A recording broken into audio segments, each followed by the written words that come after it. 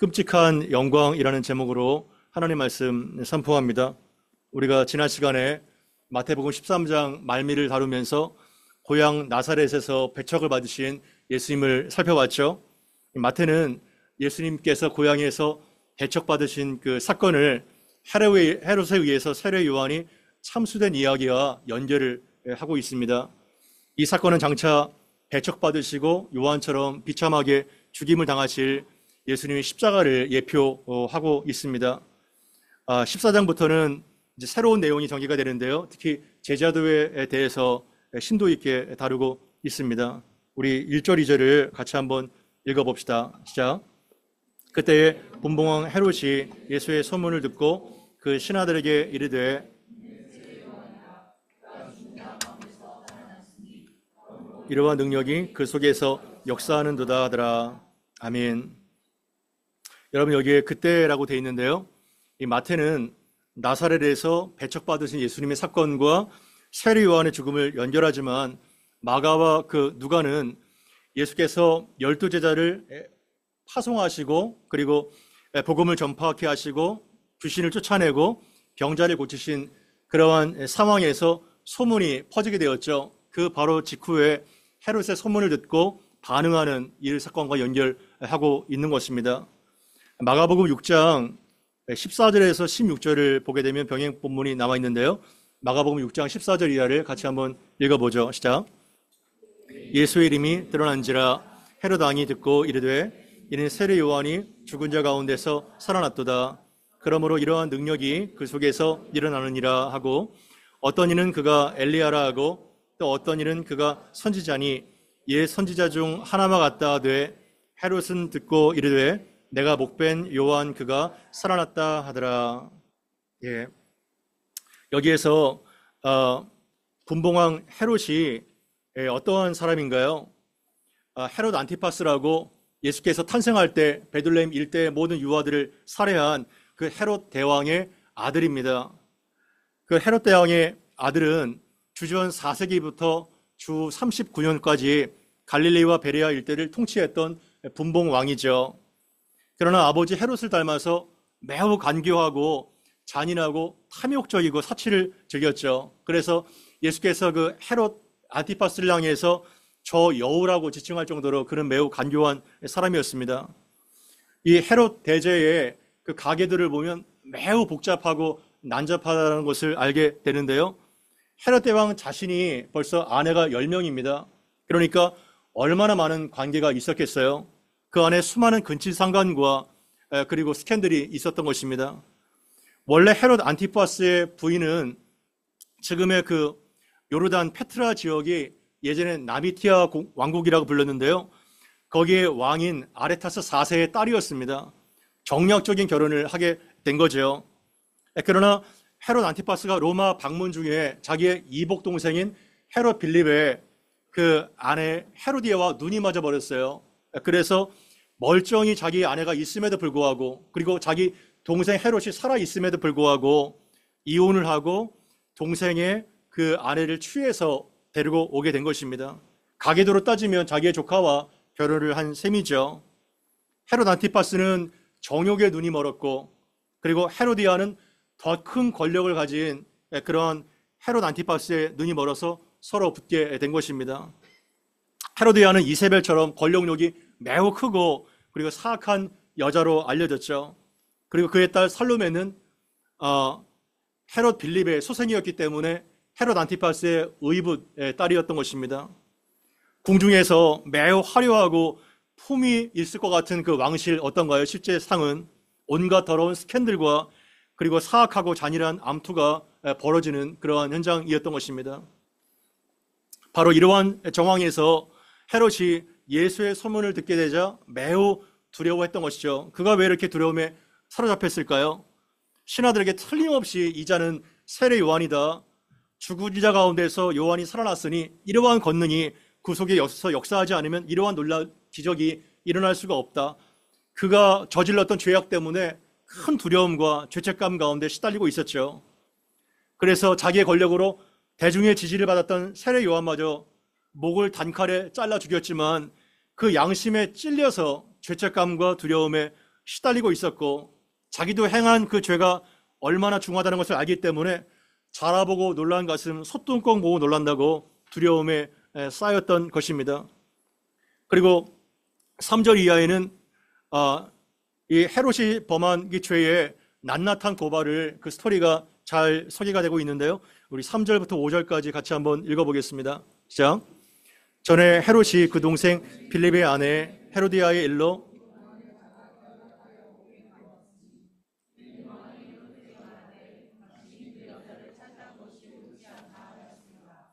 헤롯이 요한을 죽이려고 하되 무리가 그를 선지자로 여김으로 그것을 두려워하더니. 아멘.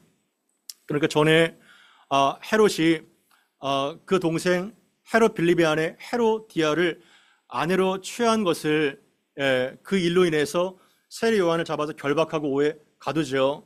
이것은 요한이 헤롯에게 당신이 그 여자를 취한 것이 옳지 않다 거듭거듭 얘기했기 때문에 그랬던 것이라고 나와 있습니다.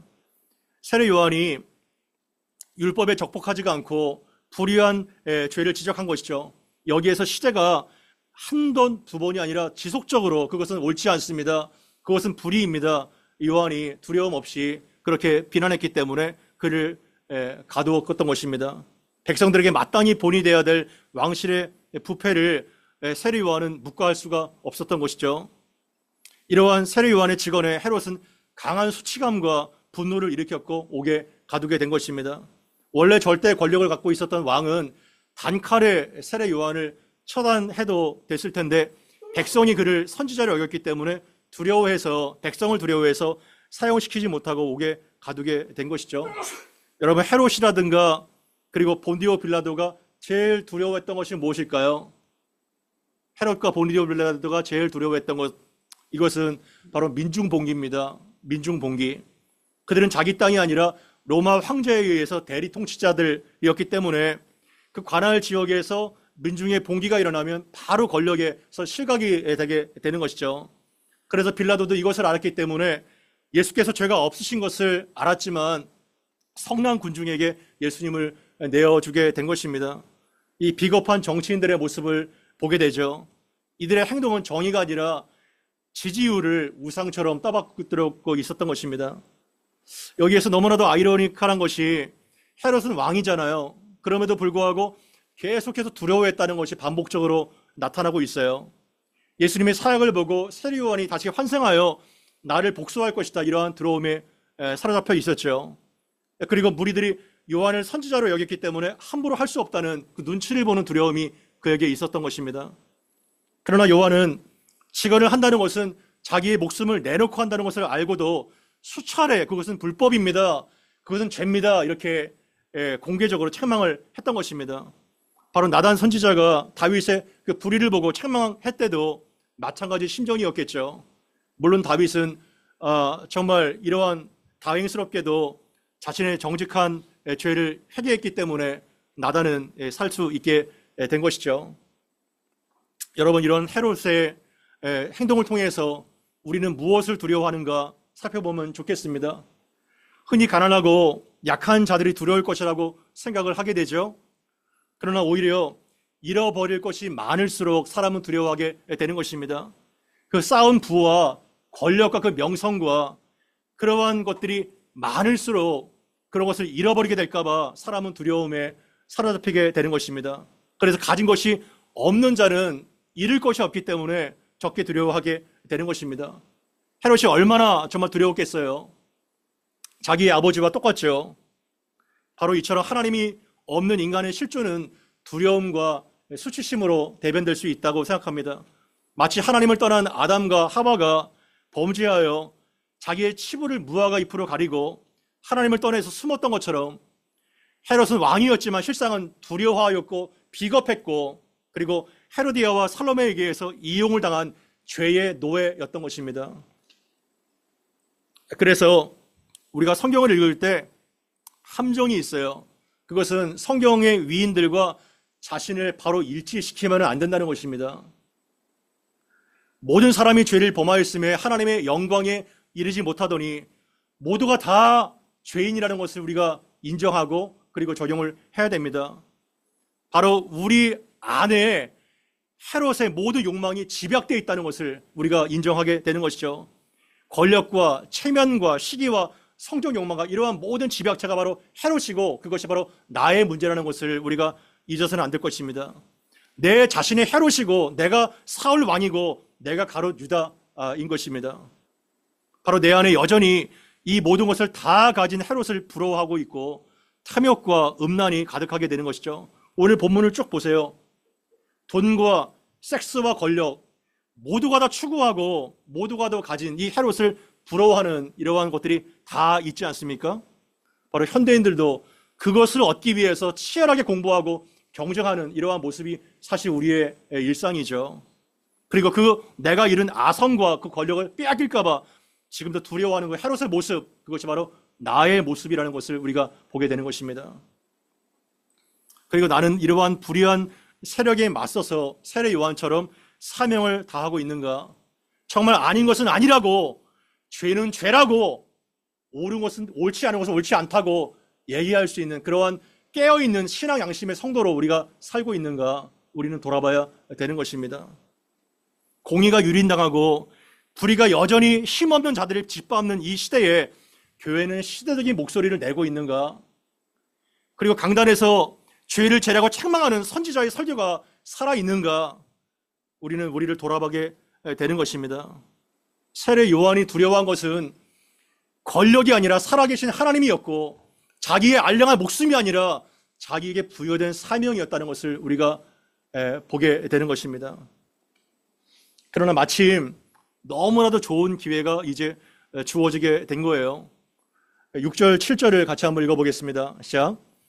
마침 헤롯의 생일이 되어 헤로디아의 딸이 헤롯이 맹세도 그에게 무엇이든지 달라는 대로 주겠다 약속하거늘. 마침 기회 좋은 때가 이제 찾아오고 된 것인데요.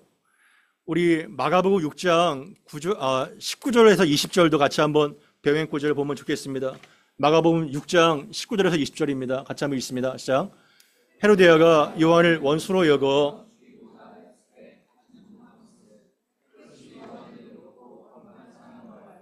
두려워하여 보호하며 또 그의 말을 들을 때에 크게 번민을 하면서도 달갑게 들었더라. 헤로디아가 요한을 원수로 여겼죠. 이 사악한 헤로디아가 자기가 책망을 받고 부정한 여인 취급되는 것이자 강한 복수심을 갖고 헤롯처럼 세례 요한을 죽이려고 합니다. 그런데 헤롯이 이 마가복음에서는 요한을 의롭고 거룩한 사람으로 알고 두려워하고 보호하게 하였고 또 그의 말을 들을 때에 어떻게 들었어요? 크게 번민을 하면서도 달갑게 들음이로라. 굉장히 충격적이지 않습니까? 이 헤롯 안티파스가 이 여우와 같은 이 헤롯도 하나님의 말씀을 어떻게 들었다는 거예요? 달갑게 들었다는 거예요. 달게. 그래서 하나님의 말씀을 달게 듣는다고 해도 진실된 성도가 아닐 수 있다는 것입니다. 얼마든지. 돌짝박 같은 마음이죠. 헤롯의 마음이. 우리는 하나님의 말씀을 어떻게 접하고 있습니까? 이것이 바로 우리의 지식을 쌓게 되는 지식과 정보가 아니라 하나님의 말씀이 주어질 때 나를 변화시키고 양심을 강타하고 그리고 회심케 하는 이러한 생명의 말씀으로 우리는 받아들여야 되는 것입니다. 아멘. 그것이 말씀을 대하는 태도예요. 하지만 오늘날의 현대인들 헤롯만큼도 들을 기회가 없어요. 헤롯만큼도. 얼마나 길과 같은 마음이 많습니까? 우리의 마음이 얼마나 완악하고 차가운지 우리가 알게 되는 것이죠. 너무나도 아이러니컬하게도 이러한 상황에서 이제 마침 좋은 기회가 왔는데요. 이 연석에 참석한 이 손님들이 마가복음에 보게 되면 대신들, 귀족들, 갈릴리의 귀인들, 지체 높은 양반들이 이제 초대가 된 것이죠. 그때 이제 살로메가 춤을 추면서 헤롯을 기쁘게 하고 있습니다. 여기에서 살로몬의 춤이 어떠한 춤이었을까요? 뭐 애들이 나와서 재롱잔치를 하고 뭐 진부한 부채춤을 하고 뭐 그런 것이 아니에요. 헤로디아가 여기에 없었던 것을 보면 남성 고관 대적들이 참석한 연회에서 주로 옛날도 그렇고 지금도 그렇고 성적인 유의를 제공하는 매우 문란하고 음란하고 부도덕한 그러한 춤이었던 것입니다. 술이 있죠. 그리고 여자가 있죠. 잔인한 사륙이 벌어지는 이러한 파티였던 것입니다. 정말 남자들의 혼을 그냥 쏙 빼놓는 그러한 현란한 댄스를 췄던 거예요. 살로메가. 보통 맹랑한 소녀가 아닙니다. 여러분, 상류 사회의 문화가요, 많은 경우에 저지를 때가 많아요. 너무 상류 사회의 문화를 부러워하지 마십시오. 그 암막 커튼 안을 돌아보면 매우 더럽고 유치하고 음란하고, 그리고 사륙과 거짓과 겉모술수가 정말 가득한 이러한 차마 눈뜨고 볼 수 없는 그 암막 커튼 뒤에 온갖 음란과 더러움이 가득한 것이 바로 이 자리의 귀인들의 파티였던 것입니다. 자기의 의붓딸이 춤을 추고 이제 추기가 올라오니까 헤롯이 넋이 나가서 이 완전히 기분파예요. 그래서 소녀에게 호기를 부리면서 어떻게 얘기를 하나요? 무엇이든지 달라는 대로 내가 다 주겠다 너한테, 이렇게 얘기를 하고 있지 않습니까? 마가복음 6장 23절에 보게 되면 나라의 절반이라도 떠서 주겠다, 이렇게 허세를 부리게 됩니다. 여러분, 보통 남자들이 어때요? 허세가 좀 많이 있습니다. 허세가. 결혼할 때 어때요? 내가 너한테 물 한 방울 손에 안 묻히게 해줄게, 이렇게 얘기를 하는 사람도 있죠. 그죠? 속았다고 얘기를 많이 하죠. 이거 큰 거 하나 한번 뭐 이게 잡히면 정말 아파트 한 채 이렇게 뭐 온갖 호기를 다 부리지만 금방 들통이 나죠. 나라의 절반이라도 끊어서 너한테 주겠다. 사실은 그것이 자기 나라인가요? 자기 나라가 아니에요. 그냥 로마의 통치, 황제의 대리 통치를 받았던 그런 불쌍한 이러한 자였던 것입니다. 그러니까 떵떵거리고 막 호기를 부르지만 결국은 떵떵거리다가 악한 계략에 의해서 말려 들어가게 되는 이 불쌍한 헤롯을 보십시오. 그러한 상황에서 우리 8절 9절을 같이 한번 봅시다. 시작. 그가 제 어머니의 시킴을 듣고 이르되 세례 요한의 머리를 소반에 얹어 왕이 근심하나 자기가 맹세한 것과 그 함께 앉은 사람들 때문에 주라 명하고. 아멘. 이 사악한 헤로디아가 이 절호의 기회를 그냥 버릴 수가 없죠. 그래서 살로메가 쪼로로 엄마한테 달려가가지고 어머니의 그 사주를 받고 세례 요한의 머리를 소반에 얹어가지고 내게 달라고, 이렇게 무시무시한 엽기적인 주문을 하고 있는 것입니다. 모종의 엄마와 딸 간에 음모가 있었던 거예요. 그리고 그 현란한 춤의 안무가 누구에 의해서 나왔을까요? 그 사악한 요청 누가 주어준 거죠? 그 입의 말을 다 헤로디아가 했던 것입니다. 얼마나 소름 끼치는 말이에요. 한 사람의 여러분 목을 베가지고 그것을 소반에 얹어서 내게 달라는 이러한 요청이 그 어린 딸이, 그 어린 소녀의 입에서 나올 수 있는 얘기인가요? 절대 나올 수가 없는 얘기예요.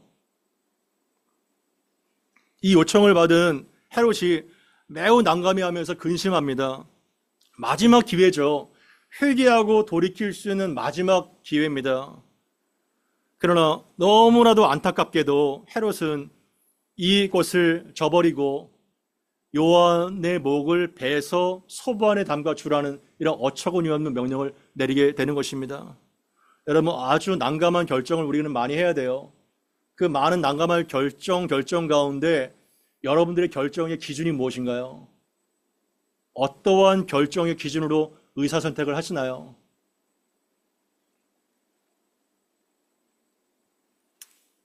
참 어처구니 없는 게 9절에 보게 되면 헤롯이 근심합니다.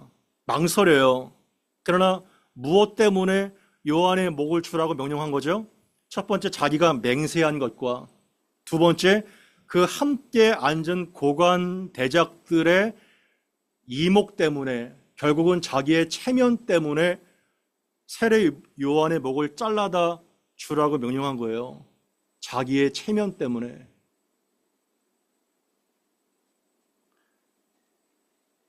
여러분, 인간이요, 뭐 대단한 결정을 하는 것 같죠. 어떤 명분. 이 정말 암막 커튼 뒤에서 그 고조한 대적들이 모여가지고 민족의 중흥과 역사를 위해서 논의를 했겠어요? 그 음란하고 더러운 술 파티가 이루어지게 되는 거예요. 그것이 바로 그들이 했던 고작 그러한 짓거리들입니다.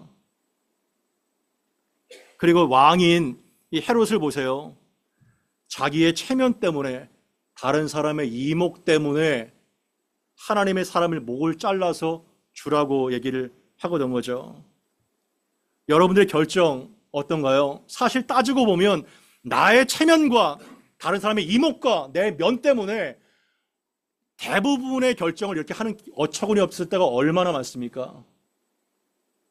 정말 정의와 율법과 공의와 양심 때문에 그렇게 하는 사람들이 얼마나 돼요? 여러분, 이미 뱉어낸 말이라도 그것이 정말 부당하다면 다시 면이 없어도 걷어들이세요. 그리고 결정을 할 때 사람을 살리는 결정을 하세요. 아멘? 사람을 살리는 결정을 하세요.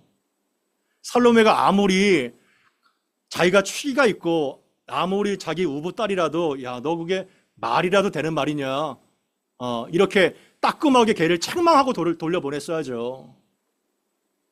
그러나 자기의 헛된 맹세와 앉은 사람들의 이목과 자기의 체면 때문에 어처구니 없는 결정을 하게 된 것입니다.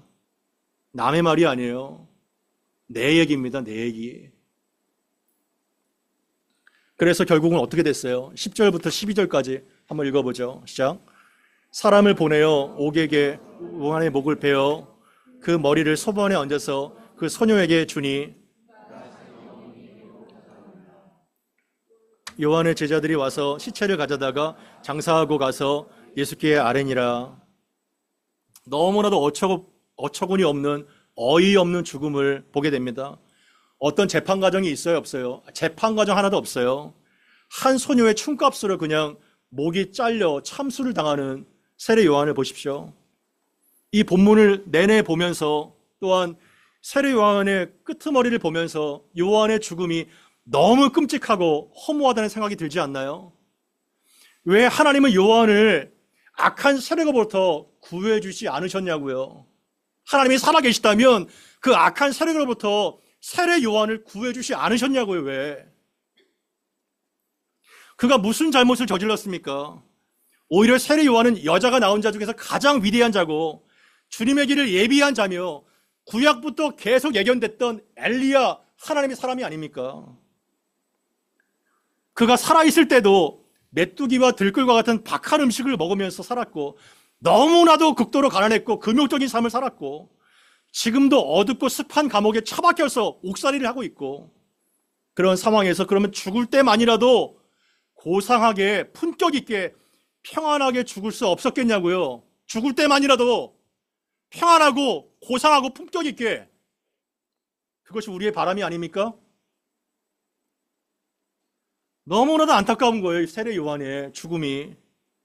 너무나도 비극적이고 끔찍한 그러한 세례 요한의 죽음 앞에 먹먹한 거예요. 우리의 가슴이. 여러분 주변에도 이러한 사람이 있을 거예요. 최명기 목사님 금요일 날 친하게 지냈던 형 선교지에서 무고한 죽음을 죽잖아요.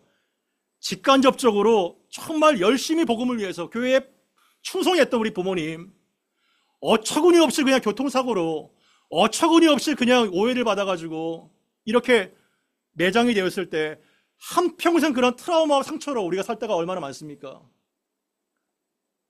그러나 이러한 신앙의 난제를 부딪힐 때 우리는 인간적인 정서와 세속적 역사관으로 풀려고 하면 절대로 우리는 풀 수 없습니다. 왜냐하면 우리는 시간과 공간의 지배를 받는 연약한 인간이기 때문에 우리의 눈으로 절대를 세례 요한의 비참한 죽음을 이해할 수가 없어요. 우리는 성경으로 세속 역사가 아니라 구속사로 이 문제를 해결했는데, 구속사로. 마가복음 6장 14절 첫머리에 어떻게 시작하나요? 마가복음 6장 14절에 첫머리에 이에 예수의 이름이 드러난지라. 아멘. 이것이 바로 첫머리의 시작인 거예요. 예수님의 이름이 전면으로 부상하고 있는 거예요. 이것이 바로 역사의 변곡점입니다. 역사의 변곡점의 시작이죠. 오늘 본문이 바로 그거예요. 세속 역사가 아니라 구속 역사의 변곡점이 시작이 되어서 주의 길을 예비했던 세례 요한이 너무나도 끔찍하고 비참하게 죽였지만 그가 사명을 다 했기 때문에, 끝났기 때문에 역사의 뒤안길로 사라지게 되고 예수의 이름이 전면으로 부상하게 된 겁니다. 그 바톤을 예수께서 이어받아서 그 사역을 이제 이어가고 계신 것이죠. 그 흐름을 보세요. 그래서 12절에 보게 되면 요한의 제자들이 와서 시체를 가지고 장사하고 가서 누구에게 그 소식을 리포트해요? 예수께 아뢰니라. 이렇게 되는 거예요. 오직 마태만 이 12절 말씀을 기록하고 있어요. 다른 복음서에 보게 되면 요한의 제자가 자기의 스승의 시체를 가져가서 장사하니라 이렇게 끝나는데, 마태는 이 요한의 죽음을 예수님과 연결시키고 있어요. 그래서 다음 주 본문에 보게 되면 알겠지만 예수께서 그 비참한 소식을 듣고 어떻게 반응하세요? 아무 말을 안 합니다. 아무 말을 안 하고 그 빈들에 홀로 가세요. 많은 생각에 잠기셨겠죠. 예수께서 어떤 것을 묵상하셨을까요?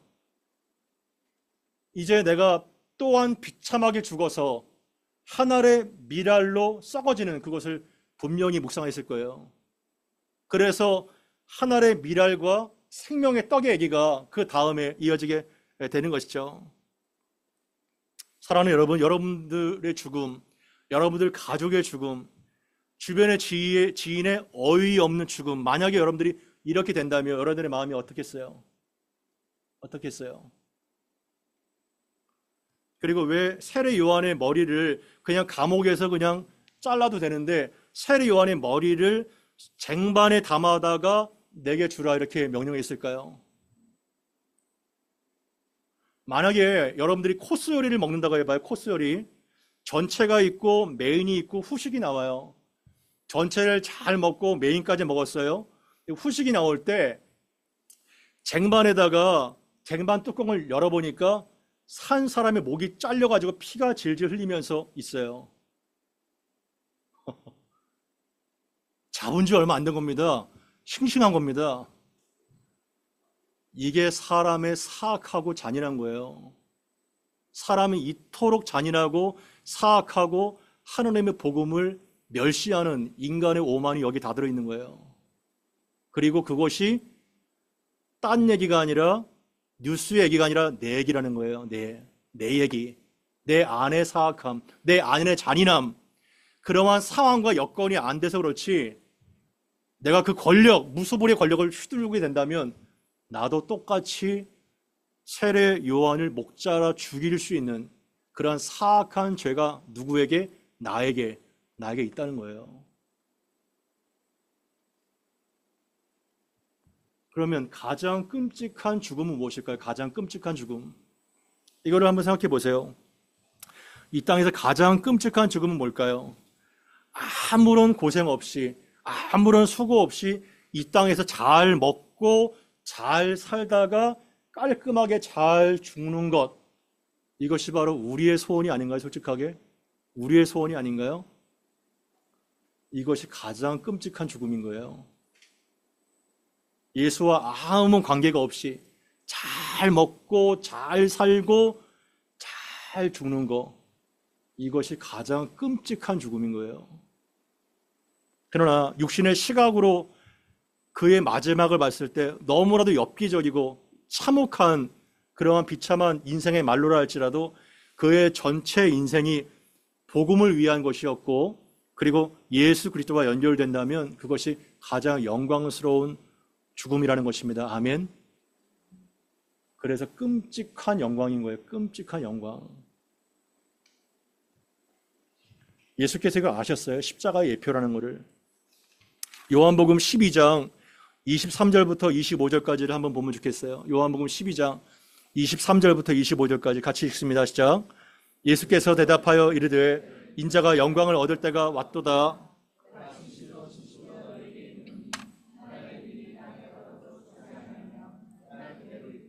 죽으면 많은 열매를 맺느니라. 자기의 생명을 상하랑하는 자는 잃어버릴 것이고 이 세상에서 자기의 생명을 미워하는 자는 영생하도록 보존하리라. 아멘. 명절 때 헬라인 몇 명이 예수님께 찾아왔어요. 그때 예수께서 하셨던 첫 마디가 인자가 영광을 얻을 때가 왔도다. 너무 이상하지 않나요? 인자가 영광을 얻을 때가 왔도다. 영광이라는 말이 성경에 자주 나오는데요. 세상 영광의 정의가 뭘까요? 세상 영광. 세상 영광은 애들도 다 알아요. 성공하는 거, 잘 되는 거, 유명해지는 거, 권력과 부를 얻는 거. 그러니까 헤롯처럼 되는 거죠. 헤롯처럼. 그게 세상 영광인 거예요. 그러나 성경에서 영광이 자주 등장하는데요. 성경이 말하는 영광의 정의가 뭘까요? 성경이 말하는 영광의 정의. 그것은 제가 보건대 하나님 되심을 가장 극명하게 나타난 사건, 가장 하나님 되심을 가장 극적으로 나타내는 것, 그것이 바로 영광입니다. 그 절정이 뭐예요? 그 절정이 바로 십자가인 거예요. 하나님의 공의와 사랑을 가장 극명하게 드러낸 사건, 그것이 바로 십자가이라는 거예요. 그래서 인자가 영광을 얻을 때가 왔도다. 이것은 내가 이제 십자가를 질 때가 가까이 왔다는 것을 감지하신 겁니다, 예수님이. 그래서 세상 영광과 너무나 다른 거예요. 성경이 말하는 영광은.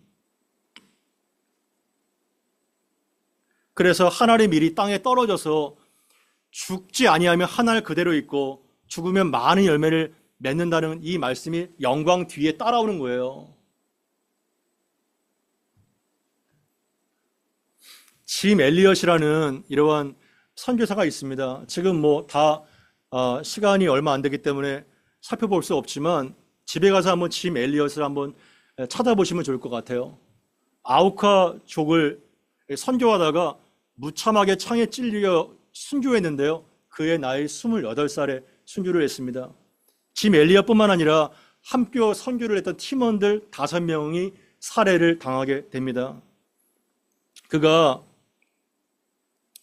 이렇게 비참한 상황에서 일기장을 나중에 보니까 이렇게 기록이 되어 있습니다.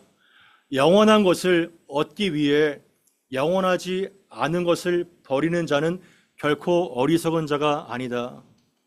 다시 한번 합니다. 영원한 것을 얻기 위해 영원하지 않는 것을 버리는 자는 결코 어리석은 자가 아니라는 거예요. 그리고 그는 이렇게 기도합니다. 하나님, 이 마른 막대기 같은 내 삶에 불을 붙여 주십시오. 내가 주님을 위해 타오르게 해주십시오. 나의 삶을 소멸시켜 주십시오. 나는 내 것이 아니라 주님의 것입니다. 나는 오래 살기를 바라지 않습니다. 다만 주님처럼 성령 충만한 삶을 원합니다. 휘튼 대학을 수석으로 졸업하고 그리고 너무나도 전도가 촉망됐던 그 짐 엘리엇, 시카고의 모든 언론들이 이 비참한 사건을 대서특필하면서 어떻게 얘기했냐면 What a waste! 이게 무슨 개죽음이냐? 이게 무슨 낭비냐? 이렇게 대서특필을 했습니다. 그렇죠. What a waste! 그러나 짐 엘리엇 부인은 기자를 똑바로 보고 정색하면서 이게 낭비라뇨. 오히려 내 남편은 그 소원을 이룬 것뿐입니다. 이렇게 얘기를 합니다.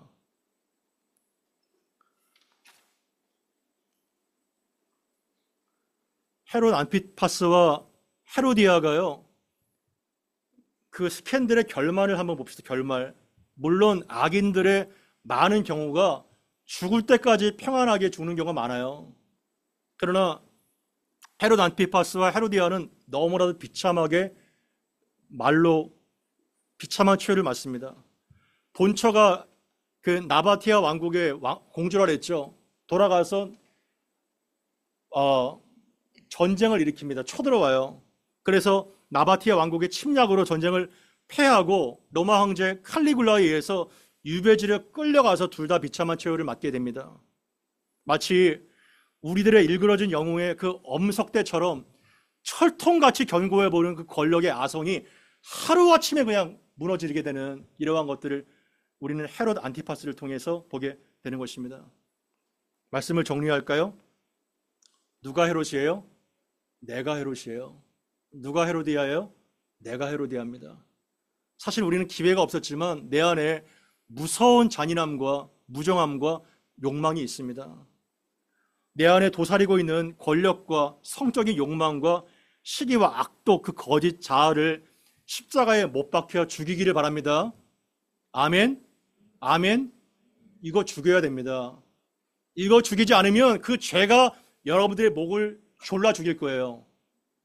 여러분들이 죄를 죽이든지 그 죄가 여러분들을 죽이든지 둘 중에 하나만 결판될 겁니다. 그리고 달콤한 인생, 편안한 삶, 아무 고난도 없는 매끈한 삶을 즐기다가 고통 없이 죽고자 하는 것, 가장 끔찍한 죽음입니다. 아멘? 가장 끔찍한 죽음이라는 것을 기억하십시오. 그러한 것은 존재하지 않습니다. 적어도 진실로 거듭난 성도라면. 무엇이 두렵나요? 나의 체면과 내가 쌓아놓은 모든 명성과 안정된 삶과 부와 건강을 잃게 될까 봐 두려운가요? 하나님이 없는 성공을 두려워하시길 바랍니다. 하나님이 없는 성공, 편안한 삶, 그거를 우리는 두려워해야 됩니다. 그거는 우리가 십자가를 따라가다가 주어지는 부스러기지 그거 자체가 우리가 추구해야 될 목적이 아닌 것입니다. 그리고 헤롯도 하나님의 말씀을 달게 들었다는 것을 명심하십시오. 듣기만 하여 자기를 속이는 자가 아니라 말씀대로 행하는 자가 되기를 바랍니다. 마지막으로 내가 힘을 다하고 그리고 목숨을 다해서 복음을 위해 살았더라도 어이없이 나의 삶이 끝난다 해도 그것이 바로 예수의 십자가와 연관이 되고 복음과 연관이 된다면 그것이 바로 영광이라는 것을 기억하기를 바랍니다. 하나님의 그 죽음을 받아주셔서 요한계시록 6장에 보게 되면 그들이 끔찍한 순교의 자리에서 그들이 주의 제단 앞에서 호소하는 것을 보게 될 거예요. 그들이 주의 제단 안에 있다는 것입니다. 그래서 세례 요한도 예수님도 제자들도 선지자들도 지금도 순교당하는 무슬림의 형제들과 북한의 성도들도 그 좁은 길을 걸어가고 있다는 것을 명심하십시오. 그들의 죽음이 헛되지 않을 것입니다. 우리는 사실요 어마어마하게 잘 삽니다. 어마어마하게 편합니다. 제 자신부터가 받을 거를 다 받았어요. 우리는 지금 요한처럼 목이 잘라 죽어도 아무 할 말이 없습니다. 아무 할 말이 없어요. 아무 할 말이. 그래서 내 안에 헤롯이 완전히 죽게 되고 내 안에 헤로디아가 완전히 매일마다 부정되고 죽게 되어서 내 안에 예수의 삶을 살도록 우리가 결단하고 그 능력 달라고 우리가 합심하여 기도하고 마무리하면 좋겠습니다. 합심하여 기도합시다.